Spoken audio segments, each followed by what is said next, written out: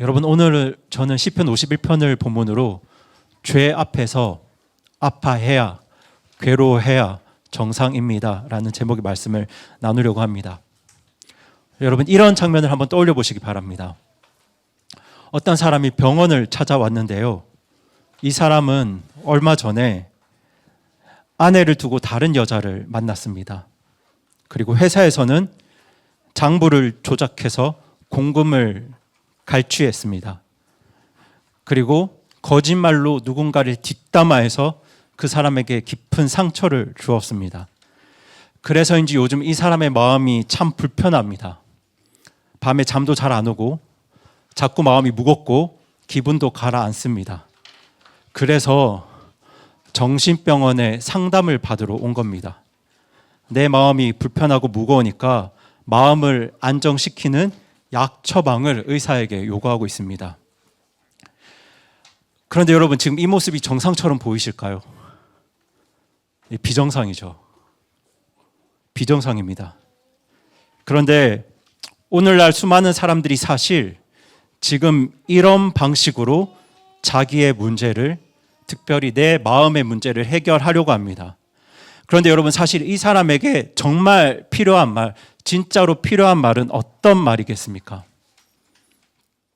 약 처방이 필요합니다가 아니라 당신은 지금 충분히 괴로워하고 있지 않습니다. 당신은 더 아파해야 합니다. 당신은 더 괴로워해야 합니다. 이렇게 말해야 합니다. 그런데 지금 우리 시대는 어떻게 말하고 있냐면요, 어디가 불편하신가요?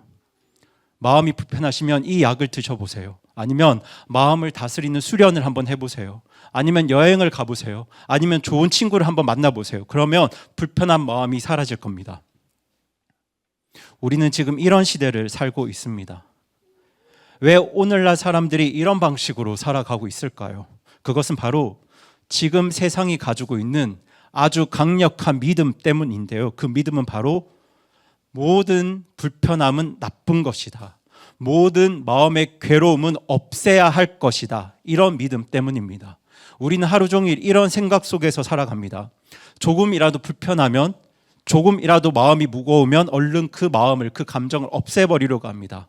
물론 우리가 살아가면서 몸이 아프면 병원에 가야 하고 마음이 깊이 병들었을 때는 치료도 받아야 됩니다. 그렇게 해야 할 때도 있습니다. 하지만 저는 지금 그런 이야기를 드리는 게 아니고요, 제가 지금 말씀드리려는 건 모든 마음의 불편함은 나쁜 것이다 라는 이 생각이 우리 신앙 안으로, 특별히 나의 죄를 대하는 태도 안으로 소리 없이 깊이 들어와 있다는 겁니다. 우리 안에도 사실 이런 마음들이 있습니다. 내가 예수님을 믿는 사람인데 내 마음이 이렇게 괴로운 건 믿음이 없어서 그런 건 아닐까? 죄책감, 그거 나쁜 거잖아. 그러니까 자꾸 나를 정죄하면 안 되지. 나는 이미 용서받았으니까 마음 편하게 이제 살아야 정상이지. 그래서 우리는 죄 때문에 무거워지는 그 마음을 얼른 치워버리려고 합니다. 한번 회개 기도하면, 그렇게 살지 않기로 다시 결단하면 과거의 죄는 다 끝난 것으로 그렇게 넘어갑니다. 그런데 저는 오늘 이 문제를 깊이 다루고 싶습니다. 이 문제에 대해서 성경은 어떻게 말하고 있을까요?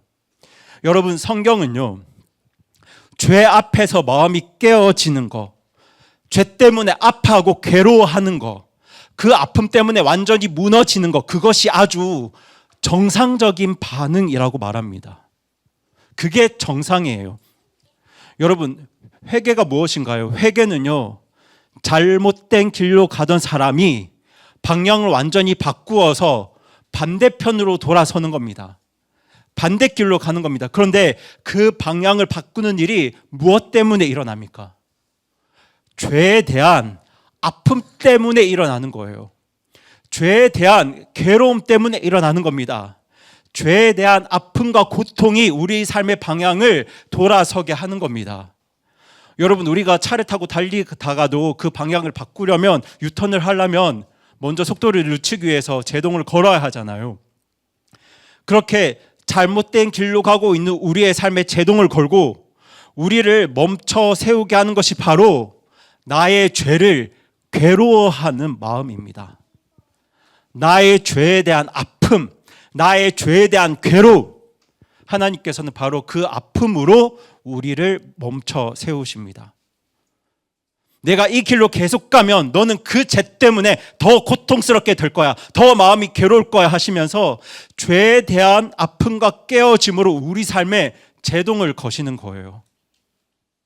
나의 죄가 얼마나 하나님을 아프게 했고, 나의 죄가 얼마나 다른 사람을 아프게 했으며, 무엇보다 나의 죄가 얼마나 나 자신을 망가뜨렸는지 그 죄의 무게에 짓눌리고 괴로워할 때 바로 그 죄에 대한 아픔이 우리를 돌이키게 합니다. 성경은 그 아픔을 정상이라고 말합니다. 그리고 우리 하나님은요, 그 죄 때문에 아파하고 괴로워하고 무너지는 사람들을 불쌍히 여기세요. 그런 사람들을 세우길 원하십니다. 그리고 오늘 우리가 함께 나눌 20편 51편 말씀이 그렇게 자기 죄를 아파하고 괴로워했던 사람이 기록한 시입니다. 그 사람이 바로 다윗이죠. 여러분, 다윗이 어떤 사람이었습니까? 하나님 마음에 맞는 사람이었잖아요. 하나님 마음에 쏙 드는 사람이었어요. 그런데 그랬던 다윗이 왕궁 옥상을 거닐다가 한 여인을 보았고 그 여인을 취했고 그 여인의 남편을 전쟁터에서 죽게 만들었습니다. 그리고 그 일을 숨겼습니다. 그러고서는 한참을 그냥 살았습니다.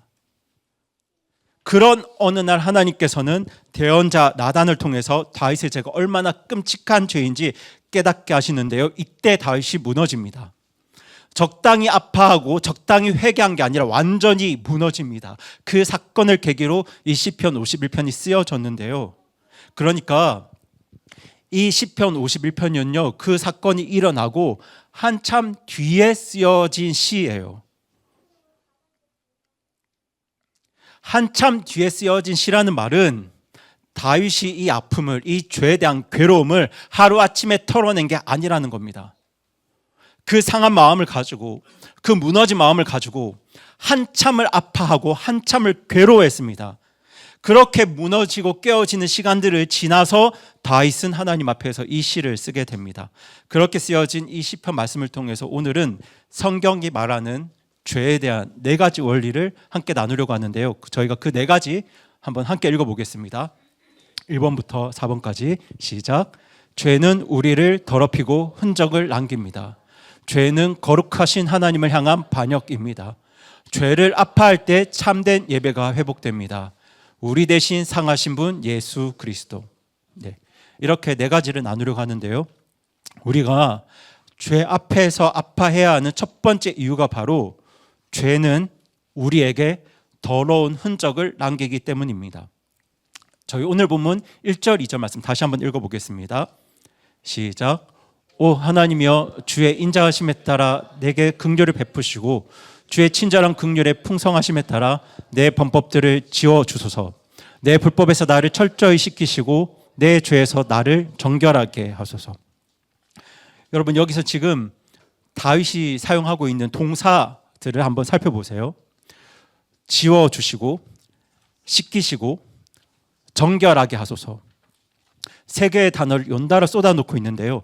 여러분, 만약에 이것이 오늘날 문자 메시지였으면 다윗은 지금 이 3단어를 굵게 쓰거나 이 3단어에 밑줄을 긋거나 아니면 이 3단어에 느낌표를 붙였을 겁니다. 그만큼 간절한 거예요. 그러니까 이 3단어가 그냥 나온 단어가 아닙니다. 여러분, 이 3단어 중에 첫 번째 단어가 지워주소서이잖아요. 그런데 이 단어를 히브리어로 마하라고 합니다. 그런데 이 마하라는 단어가 언제 쓰이냐면 노아 홍수 때 쓰인 단어입니다. 하나님께서 홍수로 땅 위의 모든 것을 쓸어버리실 때, 쓸어버리신다, 그때 사용된 단어예요. 그러니까 다윗은 지금요, 하나님 홍수로 저를 쓸어버리셔도 좋으니, 제 삶을 다 쓸어버리셔도 좋으니까 그렇게라도 저의 죄를 다 쓸어내 주세요, 이렇게 부르짖고 있는 거예요. 그리고 2번째 동사 씻기시고는 히브리어로 카바스라고 하는데요. 이 카바스가 언제 쓰이는 단어냐 하면 옛날에 강가에서 빨래할 때 그 빨래를 뜻하는 단어입니다. 그런데 여러분, 옛날에 빨래할 때 어떻게 빨래합니까?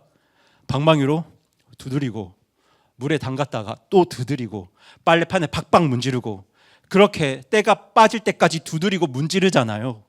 그러니까 다윗은 지금 하나님, 빨래를 방망이로 두드려 빨듯이 저를 두들겨 패서라도 저를 좀 깨끗하게 씻겨주세요. 이렇게 간청하고 있는 거예요. 그리고 세 번째 동사는 정결하게 하소서인데요. 이 단어는 성전에서 제사를 드릴 때 쓰던 말입니다. 그러니까 부정한 것을 하나님이 명하신 방법, 제사를 통해서 깨끗하게 함으로 하나님 앞에 나갈 수 있게 하는 그 어떤 제의적인 정결을 뜻하는 단어인데요. 그러니까 다윗은 지금 같은 말을 다른 표현으로 반복하면서 하나님, 저를 제발 좀 깨끗하게 해주세요 하면서 하나님께 매달리고 있는 거예요. 그럼 여러분, 다윗은 지금 왜 이렇게 같은 말을 반복하면서 하나님께 간절히 간청하고 있겠습니까? 자기가 지은 죄를 괴로워했기 때문입니다. 그 죄가 자신에게 남긴 그 더러운 흔적과 얼룩을 괴로워했기 때문이에요. 여러분, 죄는 그냥 지나가는 게 아닙니다. 죄는 흔적을 남깁니다. 여러분, 흉터 왜 생깁니까? 깊이 베었기 때문에 생기는 거잖아요. 그 흉터는 상처가 아물어도 그 자리에 남습니다. 그런데 우리 몸에만 흉터가 있는 게 아닙니다. 우리 영혼에도 흉터가 있습니다. 그리고 그 흉터는 때로 대를 이어 내려가기도 합니다. 여러분, 우리 주변을 보세요. 요즘에 그 이혼 숙녀 캠프를 줄여서 이숙캠 이렇게 부르더라고요. 한번 보세요. 깨어진 가정에서 자란 사람이 또 깨어진 가정을 이루고 그 자녀가 또 가정을 깨트립니다. 죄의 결과가 아버지에게서 아들로, 그 아들에게서 또 다음 세대로 그렇게 흘러내려가는 걸 우리가 너무도 자주 봅니다. 그렇게 죄는 우리를 더럽히고 죄의 흔적을 우리에게 남깁니다. 여러분, 그래서 우리가 죄 앞에서 가벼워지면 안 됩니다.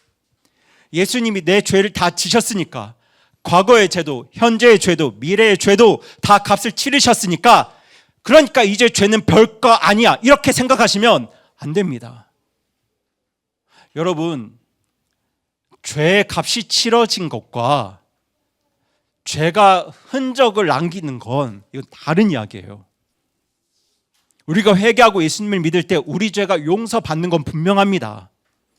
우리는 하나님께 용서를 받습니다. 하지만 우리는 그 죄의 결과를, 그 죄의 흔적들을 안고 살아갑니다. 여러분, 다윗이 용서받았습니까? 용서받지 못했습니까? 용서받았죠. 그런데 그 죄의 흔적이 남았습니까? 사라졌습니까? 남았죠. 그런데 우리가 어떻게 죄를 가볍게 여길 수 있겠습니까? 우리는 죄를 가볍게 여기면 안 됩니다. 그리고 다윗이 하나님께 나를 씻어 주실 것을 간청하는 또 한 가지 이유가 있는데요. 우리 3절 말씀 같이 읽어보겠습니다. 시작. 내가 내 범법들을 시인하오니 내 죄가 항상 내 앞에 있나이다.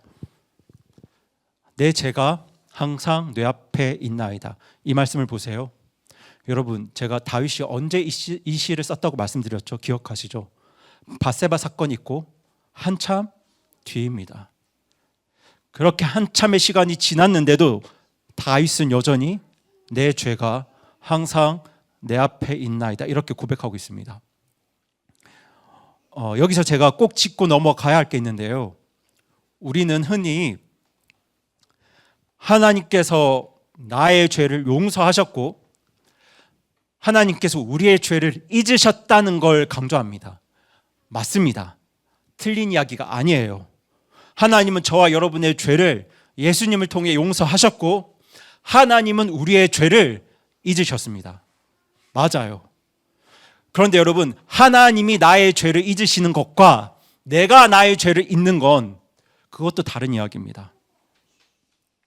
여러분, 사람이 자기에게 일어난 어떤 일을 완전히 잊어버리는 걸 뭐라고 부르는지 아세요? 기억 상실이라고 부릅니다. 여러분, 기억 상실은 정상이 아닙니다. 하나님 우리를 그렇게 만드시지 않으셨습니다. 그런데 사람들이 찾아와서 뭐 이런 말을 할 때가 있어요. 목사님, 저는 기도하고 또 기도하는데 옛날에 지은 그 죄가 자꾸 떠오릅니다. 어떻게 하면 이 기억을 지울 수 있을까요? 여러분, 제 대답은 이렇습니다.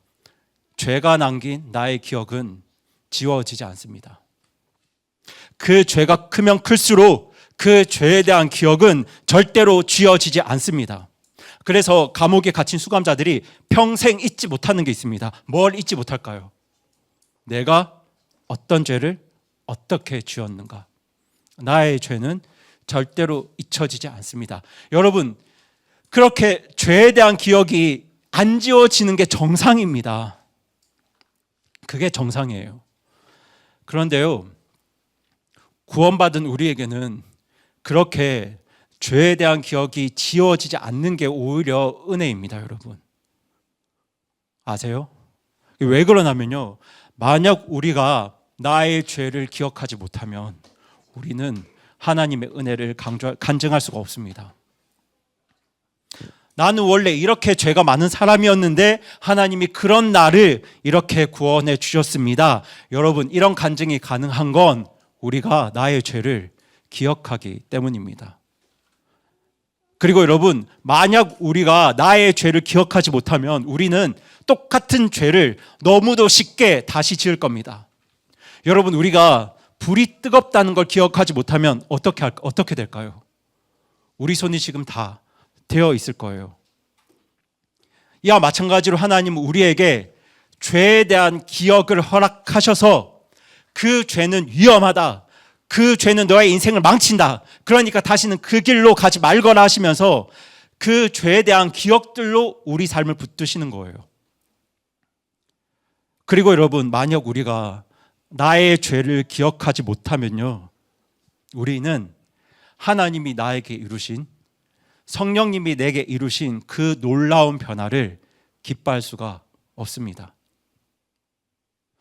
저와 여러분이 내가 범했던 죄를 기억하기 때문에 우리가 하나님의 은혜를 간증할 수 있고요, 같은 죄 짓는 걸 피할 수 있고요, 하나님이 나에게 이루신 놀라운 변화를 기뻐할 수가 있습니다. 때문에 우리가 나의 죄를 기억하는 건 하나님의 은혜입니다. 여러분, 저도 지난 시간 과거에 제가 범했던 죄들 다 기억합니다. 다 기억나요. 그리고 저는 그 죄들을 미워합니다. 제 삶에 그런 죄들이 있었다는 걸 지금도 미워합니다. 그래서 제가 하나님께 감사드려요. 제가 저의 지난 죄들을 미워한다는 사실에 감사드립니다. 제가 그걸 미워할 수 있게 된 거, 그거 자체가 하나님이 저를 바꾸셨다는 증거이기 때문입니다. 물론 저는 여전히 완전한 사람이 아니에요. 부족한 게 많죠. 하지만 저는 더 이상 예전의 그 사람은 아닙니다. 과거의 그 사람은 아니에요. 제가 이 모든 것들을 감사하고 기뻐할 수 있는 이유는 저의 지난 죄들을, 악함들을 다 기억하기 때문입니다. 그 죄를 기억하기 때문에 나를 향한 하나님의 은혜가 얼마나 컸는지를 우리가 잊지 않을 수 있는 겁니다. 그래서 우리는 죄 앞에서 아파해야 합니다. 우리를 더럽히고 우리에게 더러운 흔적과 얼룩을 남긴 그 죄를 우리는 기억하고 아파해야 합니다. 하나님은 용서하시고 하나님은 잊으셨어도 우리는 기억하고 괴로워하고 미워해야 합니다. 동시에 그 죄로부터 나를 구원하신 우리 하나님, 그 죄로부터 나를 지금도 벗어나게 하시는 우리 성령님께 저와 여러분은 감사해야 됩니다. 그 아픔과 감사를 함께 지니고 살아가는 사람이 바로 구원받은 성도입니다. 구원받은 그리스도인에게는 그 아픔과 감사가 함께 있어요. 그리고 여러분, 우리가 죄 앞에서 아파해야 되는 두 번째 이유는요, 우리의 죄가 거룩하신 하나님을 향한 반역이기 때문입니다. 저희 본문 4절 말씀 같이 읽겠습니다. 시작. 내가 주 곧 오직 주께만 죄를 짓고 주의 눈앞에서 이 악을 행하였사오니 이로써 주께서 말씀하실 때에 의롭다 인정받으시고 판단하실 때에 깨끗하시리이다. 여러분, 언뜻 보면 이 말씀은 굉장히 이상하게 들려요. 다윗이 지은 죄를 생각해 보세요. 다윗은 밧세바에게 죄를 지었습니다. 우리아에게 죄를 지었어요. 그런데 다윗이 지금 뭐라고 합니까? 밧세바에게 죄를 지었습니다가 아니에요. 우리아에게 죄를 지었습니다가 아닙니다. 다윗은 지금 내가 오직 주께만 죄를 지었습니다. 이렇게 고백하고 있습니다. 여러분, 지금 다윗이 밧세바나 우리아에게 지은 죄를 가볍게 여기고 있는 걸까요? 그게 아니에요.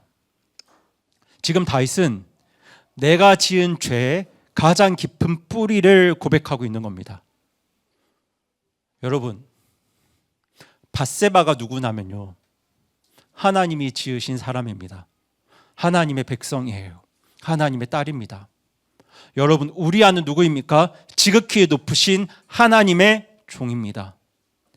그러니까 다윗은 지금 내가 하나님의 사람을 해쳤기 때문에, 하나님의 사람을 범했기 때문에 그 죄는 결국 그 사람을 지으신, 그 사람을 사랑하시는 하나님께 반역한 것이다. 이렇게 고백하고 있는 거예요. 여러분, 우리가 죄를 가볍게 여기는 이유가 뭔지 아시나요? 내가 누구에게 죄를 짓고 있는지 제대로 모르기 때문입니다. 여러분, 우리는 많은 경우 사람에게 죄를 짓는다고 생각합니다. 사람을 미워한다고 생각합니다. 사람을 용서하지 못한다고 생각합니다. 하지만 사실 그 모든 죄들은, 그 모든 악함은 하나님의 아들을 향한 거예요. 하나님의 딸들을 향한 겁니다.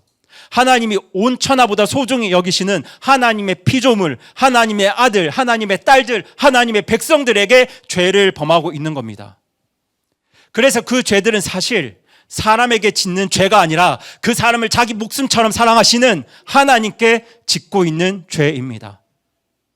그리고 지금 다윗은 내가 누구에게 가장 먼저 가장 큰 죄를 짓고 있는지 정확하게 알고 있습니다. 그래서 그 죄를 지금 누구에게 고백하고 있나요? 하나님께 고백하고 있는 겁니다. 여러분, 저는 오늘 이 교회를 볼 때 한 가지 모습이 되게 걱정이 됩니다. 우리 시대는 지금 우리 하나님을 아주 만만하게 만들어 놨습니다. 우리가 상상하는 하나님, 어떤 하나님인가요? 나를 너무너무 사랑하셔서 나 없이는 못 사시는 하나님, 내가 안 오면 마음 아파하시고 나를 애타게 기다리시는 그런 여리고 약한 하나님. 여러분, 물론 우리 하나님은 저와 여러분을 사랑하십니다. 깊이 사랑하세요. 그건 진리입니다. 그런데 우리는 그 사랑을 마치 나를 필요로 하시는 하나님처럼 바꿔치기 해버렸습니다. 여러분, 우리 하나님이 저와 여러분을 필요로 하실까요? 우리 하나님은 스스로 계신 분이에요. 아무것도 필요하지 않으신 분입니다. 여러분, 교회도 마찬가지입니다. 많은 사람들은 교회에 사람이 필요하기 때문에 하나님이 사람들을 부르신다고 착각합니다. 그렇게 교회를 위해서 사람들을 필요로 하시는 분으로 하나님을 생각합니다.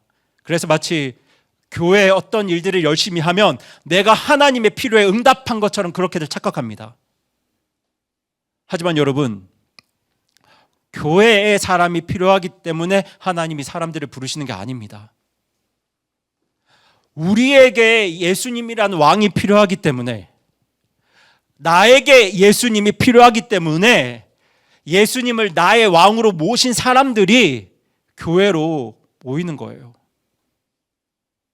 그리고 무엇보다 성경이 그리는 예수님은 그렇게 여리고 약한 분이 아닙니다. 저희가 조금 긴 말씀들을 읽으려고 하는데요, 저희가 이 말씀은 찾아서 읽겠습니다. 우리 요한계시록 19장 11절부터 16절까지 말씀 같이 읽어보려고 하는데요, 신약 성경 392페이지입니다. 요한계시록 19장 11절부터 16절까지 말씀이 좀 길긴 하지만 저희가 교독하시겠습니다. 같이 읽겠습니다. 네, 천천히 11절부터 16절까지 같이 읽겠습니다. 네, 읽겠습니다. 시작. 또 내가 하늘이 열린 것을 보았는데 보라, 흰 말이라. 그 위에 타신 분은 신실하신 분, 참되신 분이라 불렸으며 그분은 의로 심판하시고 전쟁을 하시느니라. 그분의 눈은 불꽃 같았고 그분의 머리 위에는 많은 왕관이 있었으며 또 그분께 기록된 한 이름이 있었으나 그분밖에는 아무도 그것을 알지 못하더라. 또 그분께서 피에 담근 옷을 입으셨는데 그분의 이름은 하나님의 말씀이라 하느니라. 하늘에 있는 군대들이 희고 깨끗한 고운 아마포 옷을 입은 채 흰 말들을 타고 그분을 따르더라. 그분의 입에서 예리한 검이 나오므로 그분께서 그 검으로 민족들을 치시고 친히 새 막대기로 그들을 다스리시며 또 친히 전능자 하나님의 명렬한 진노의 포도즙 틈을 밟으시리라. 그분께서는 자신의 옷과 넓적다리에 왕들의 왕 주들의 주라고 기록된 한 이름을 가지고 계시느니라. 여러분, 이분이 바로 우리 예수님이십니다. 눈은 불꽃 같고 그 옷은 피에 젖어 있고 그 입에서는 예리한 검이 나오고 새막대기로 만국을 다스리시고 전능하신 하나님의 진노의 포도주 틀을 밟으시는 분, 그 옷과 넓적다리에는 왕들의 왕이요 주들의 주라는 이름이 새겨져 있는 분. 여러분, 이분이 우리가 만만하게 여기고 있는 그 예수님이십니다. 여러분, 그 예수님께서, 우리 하나님께서 얼마나 죄를 미워하는지 아십니까? 죄에 대한 진노가 얼마나 크신지 알고 계시나요? 여러분, 그 증거가 어디 있을까요? 십자가에 있습니다. 여러분, 생각해 보세요.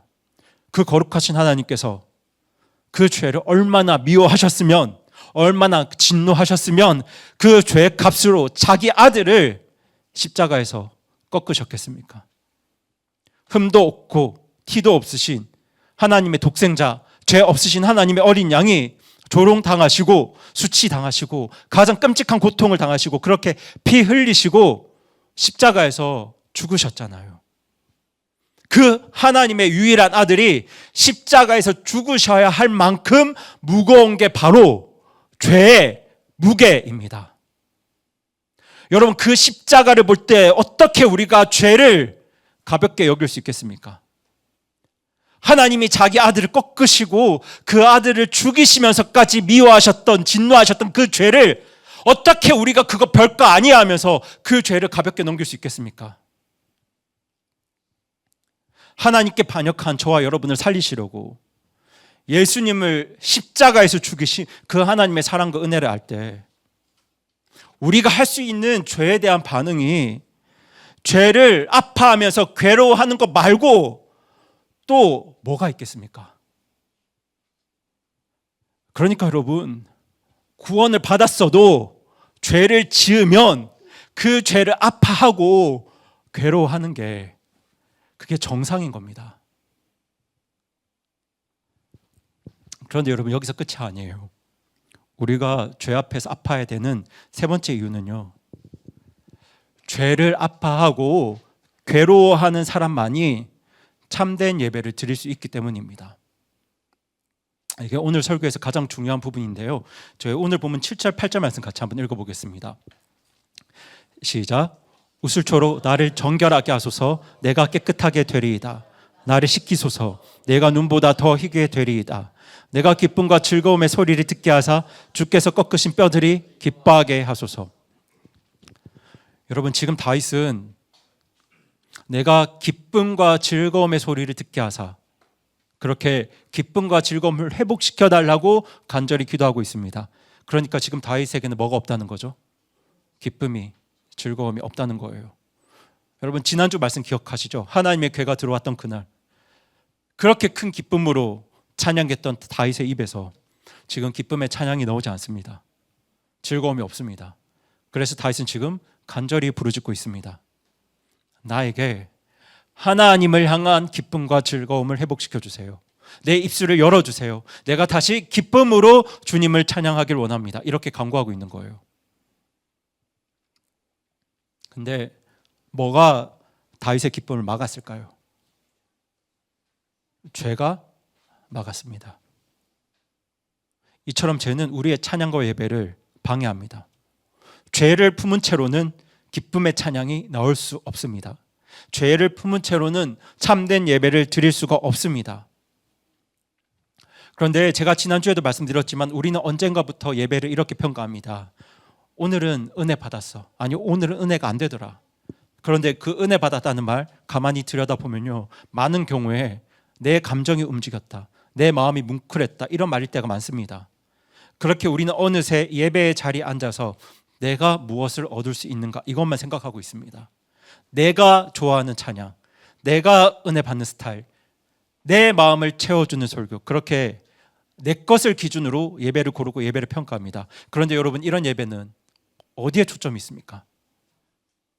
하나님이 아니라 나에게 초점이 있습니다. 이것이 바로 나 중심의 예배입니다. 여러분, 그런데 하나님께서는 그런 예배를 어떻게 보시는지 아십니까? 저희 지금도 성경을 펴서 조금 긴 말씀을 읽어보겠습니다. 우리 다 함께 이사야 1장 11절부터 15절까지 말씀, 구약성경 841페이지에 있는데요, 이사야 1장 11절부터 15절까지 말씀을 함께 읽어보겠습니다. 죄를 아파하지 않는 예배를 하나님께서 어떻게 보실까?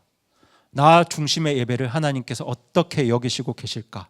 우리 이사야 1장 11절에서 15절 말씀 같이 읽어보겠습니다. 읽겠습니다. 시작. 주께서 말씀하시느니라, 너희의 수많은 희생물이 내게 무슨 소용이 있느냐? 나는 순양의 번제한 물과 살찐 짐승의 기름으로 배가 부르며 수소나 어린 양이나 수점소의 피를 기뻐하지 아니하노라. 너희가 내 앞에 나타나러 올 때 누가 이것을 너희 손에서 요구하였느냐? 단지 내 뜰을 밟을 뿐이니라. 다시는 헛된 봉헌물을 가져오지 말라. 분향은 내게 가증한 것이요 월삭과 안식일과 집회로 모이는 것을 내가 견딜 수 없나니 곧 엄숙한 모임 그 자체가 불법이니라. 내 혼이 너희의 월삭과 정해진 명절들을 미워하나니 그것들이 내게는 괴로움이니라. 그것들을 감당하기에 내가 지쳤느니라. 너희가 너희 손을 앞으로 펼칠 때 내가 내 눈을 너희에게 숨길 것이요 참으로 너희가 많이 기도할지라도 내가 듣지 아니하리니 너희 손에는 피가 가득하니라. 여러분, 당시 이스라엘도 예배를 드리고 있었습니다. 보셨죠? 희생물도 드리고 번제도 드리고 절기도 지키고 기도도 많이 하고 있었습니다. 그런데 하나님께서 뭐라고 하십니까? 너희들이 하는 일들 그냥 내 뜰을 짓밟는 거다. 사람들은 이걸 예배라고 불렀는데 하나님께서는 그걸 내 뜰을 짓밟는 것에 불과하다, 이렇게 말씀하세요. 여러분, 그 이유를 아십니까? 죄에 대한 아픔이 없었기 때문입니다. 죄에 대한 아픔, 죄에 대한 괴로움 없이 자기만 만족하려는 그 예배를 하나님은 받지 않으신다는 겁니다. 그리고 여러분, 사실 죄를 아파하는 마음이 없는 예배는요, 내 마음을 달래려는 구판과 다를 게 없습니다. 여러분, 사람이 무당을 불러가지고 구판을 벌이는 거 신을 달래기 위해서입니까? 자기를 달래기 위해서입니까? 자기를 달래기 위해서잖아요. 죄를 아파하는 마음이 없는 예배도 그것과 똑같습니다. 내가 이 정도 정성을 들였으면 됐겠지. 내가 뭐 한 주 동안 하나님 전혀 신경 안 쓰고 살았지만, 내가 나의 죄 전혀 신경 안 쓰고 살았지만 주일에 와서 이렇게 예배 시간에 앉아도 있고 앞에서 찬양도 하고 헌금도 드리고 이 정도 했으면 내가 됐겠지. 이제 내 마음이 좀 편한 것 같아. 그런데 여러분, 그렇게 죄를 아파하는 마음 없이 그저 나 자신을 달래는 예배는 진짜 예배가 아닙니다. 참된 예배가 아니에요. 여러분, 그럼 참된 예배 어떻게 드릴 수 있을까요? 내 죄를 괴로워하면서 그 죄 문제 앞에서 내 한계를 알아야 그때 우리는 간절하고도 참된 진짜 예배를 하나님께 드릴 수 있습니다. 내 힘으로는 죄로부터 벗어날 수 없다는 거, 그렇게 내 한계를 알고 하나님 아니면, 하나님 의지하지 않으면 이번 주도, 아니 오늘도 나에게는 대책이 없다는 걸 절실히 깨달을 때 바로 그때 우리는 비로소 하나님을 찾고 하나님을 의지하게 됩니다. 여러분, 다윗의 고백을 보세요. 10절부터 15절까지 다윗이 쓰는 동사들 한번 따라가 보세요. 보이시죠? 창조하소서, 새롭게 하소서, 내쫓지 마소서, 회복시키소서, 붙드소서, 열어주소서. 여러분, 지금 누구 보고 해달라는 겁니까? 하나님 해달라는 겁니다. 다윗은 지금 내가 뭘 하겠습니다, 내가 무언가를 할 수 있습니다, 이렇게 말하지 않습니다. 다윗은 지금 하나님이 해주세요, 난 도저히 안 됩니다, 그러니까 제발 하나님이 좀 해주세요, 이렇게 부르짖고 있는 거예요. 여러분, 죄 앞에서 제 문제에 대해서 내 한계를 모르는 사람은요, 이렇게 생각합니다. 목사님, 저는 저 혼자서도 나름 잘할 수 있습니다.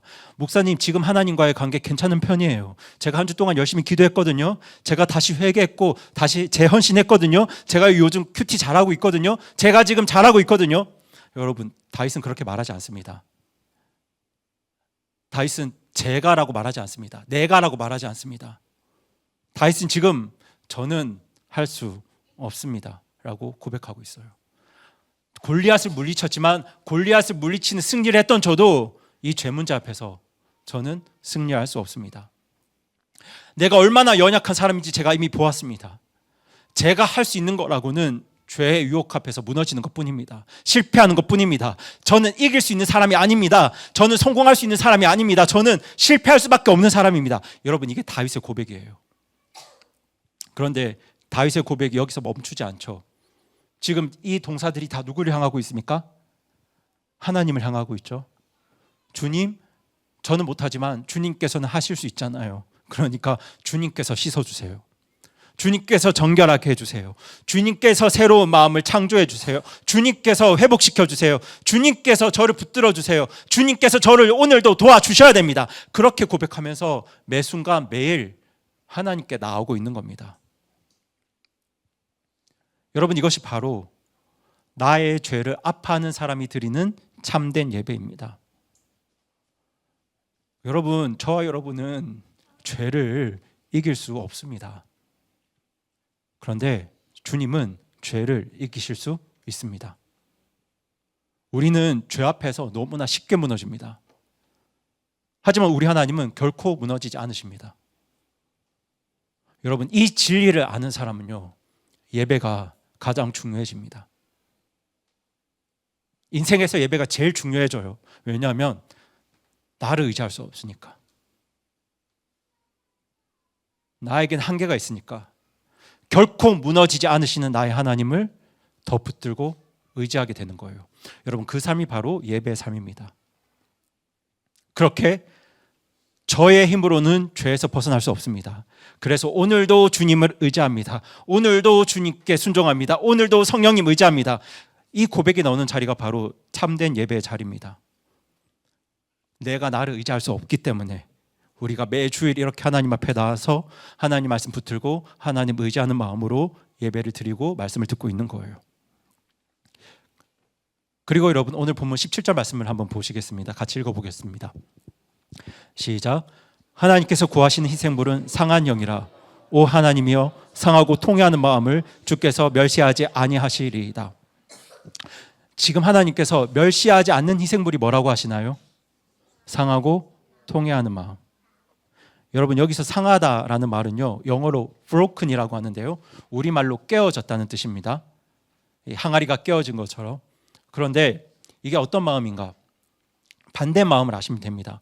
여러분, 깨어진 마음에 반대되는 마음이 바로 깨어지지 않는 단단한 마음이에요. 개역 성경은 강팍한 마음이라고도 번역했는데요, 이 단단한 마음이 어떤 마음이냐면요, 내가 죄를 지어서 하나님이 슬퍼하고 계시고 내 옆에 사람들이 아파하고 있는데도 내 마음이 단단해서 내 마음이 아무렇지도 않은 거예요. 여러분, 내가 누군가에게 욕을 해서, 누군가를 무시해서, 내 옆에 있는 사람을 사람 취급하지 않아서 하나님이 진노하고 계시고 내 옆에 사람이 상처를 받고 있는데도 정작 욕을 한 사람은 아무렇지도 않은 거예요. 상처받고 화가 나는 내 마음이 훨씬 더 중요하기 때문에 내가 욕을 했다는 것 자체는, 내가 저 사람을 무시했다는 것 자체는 아무렇지도 않은 겁니다.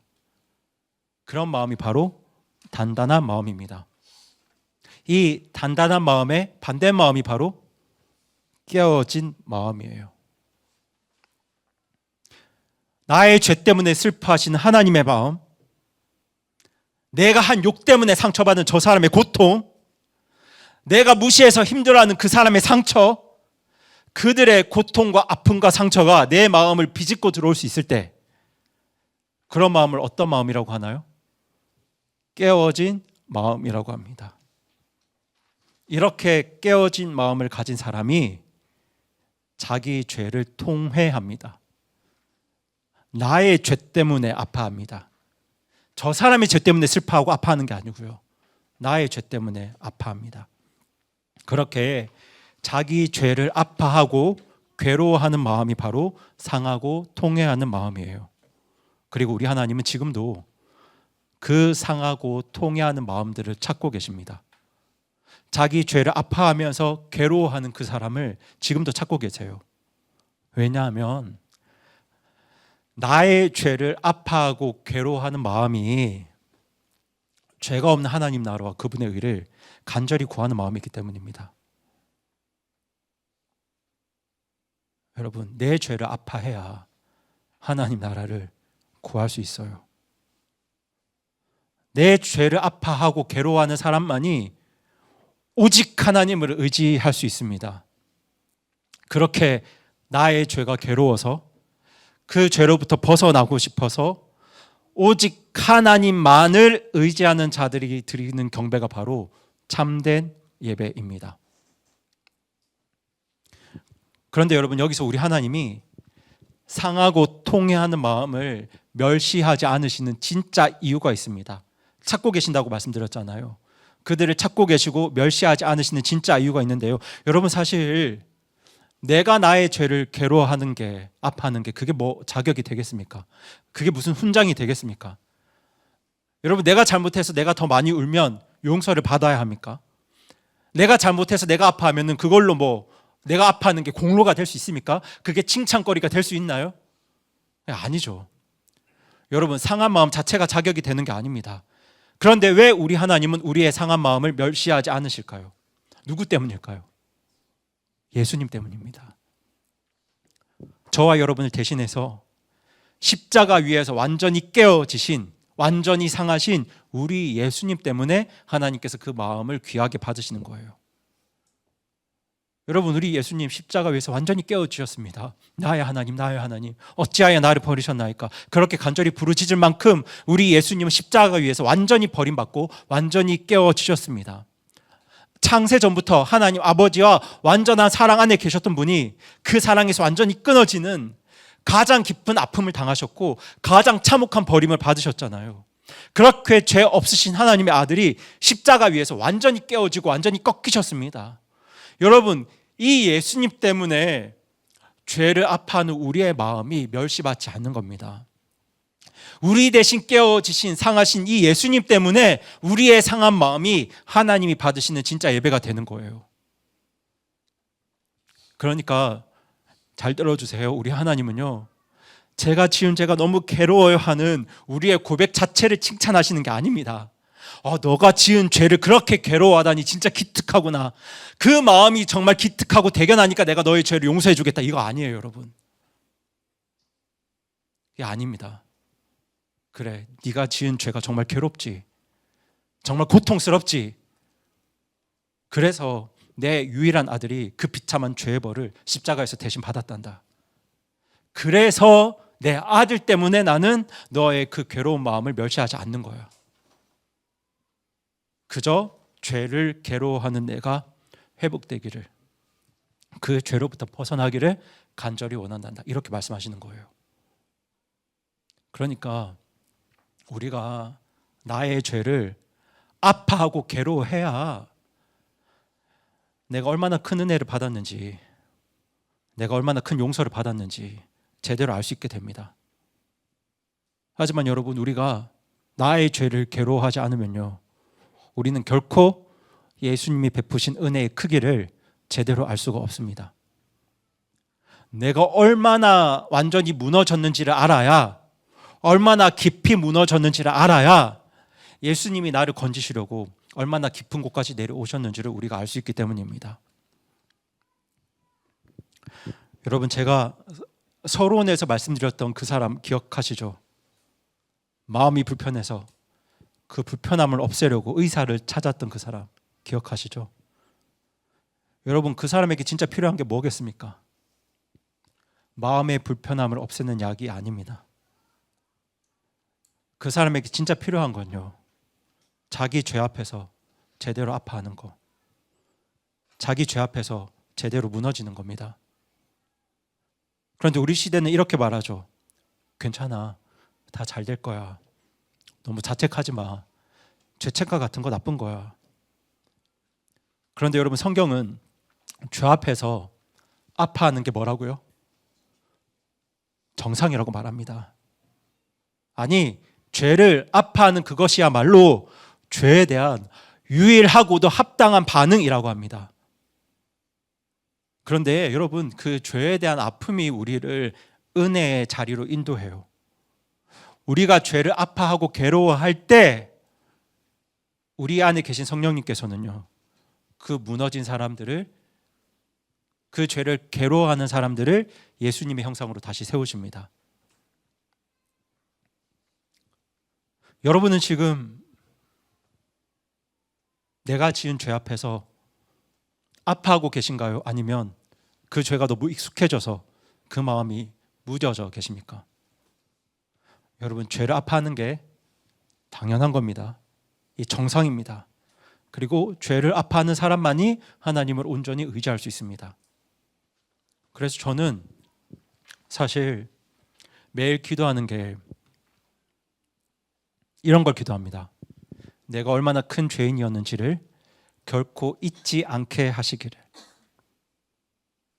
그래서 하나님이 나를 건지시려고 얼마나 힘들고 먼 길을 오셨는지를 절대로 잊지 않게 하시기를 제가 매일 기도합니다. 저는 적어도 죄 문제에 대해서는 나의 힘으로, 스스로의 힘으로 절대 승리할 수 없는 사람인 걸 매일 기억하려고 합니다. 그래서 날마다 주님 의지하고 날마다 성령님 의지합니다. 제가 여러분과 매일 사도행전 말씀을 나눌 이유가 없어도 저는 저 때문에 제가 제 힘으로 죄를 이길 수 없으니까 날마다 성경을 펴고 읽고 하나님이 뭐라고 하시는지 깨달으려고 하고 기도합니다. 성령님, 오늘 도와주세요. 오늘 제가 주님 의지하지 않으면 저는 오늘 다윗처럼 넘어질 수 있습니다.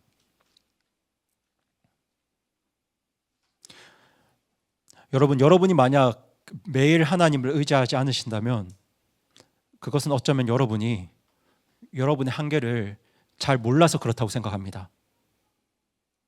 또한 여러분이 만약 매일 하나님을 의지하지 않으신다면 그것은 아마도 여러분이 여러분의 죄를 그렇게 아파하지 않기 때문일 겁니다. 여러분, 죄를 아파하고 괴로워하는 사람은 날마다 성령님을 의지하고요, 죄를 아파하고 괴로워하는 사람이어야 참된 예배를 드릴 수 있습니다. 그래서 저는 오늘도 죄를 아파하고 괴로워하는 사람이고 싶습니다. 저는 평생 죄를 괴로워하는 사람으로 살고 싶습니다. 우리 성도님들도 그러셨으면 좋겠습니다. 그러면 성령님께서 우리를 죄로부터 벗어나게 하실 때, 멀어지게 하실 때 여러분이 지금까지 누리지 못했던 놀라운 기쁨을 경험하실 수 있습니다. 그러니까 이번 한 주간도 나의 죄를 아파하는 마음으로, 그렇게 깨어진 마음으로 더 하나님을 의지하시고 그렇게 더 하나님의 은혜를 경험하시는 복된 한 주 되시기 바랍니다. 그럼 이 시간 함께 기도하시겠습니다.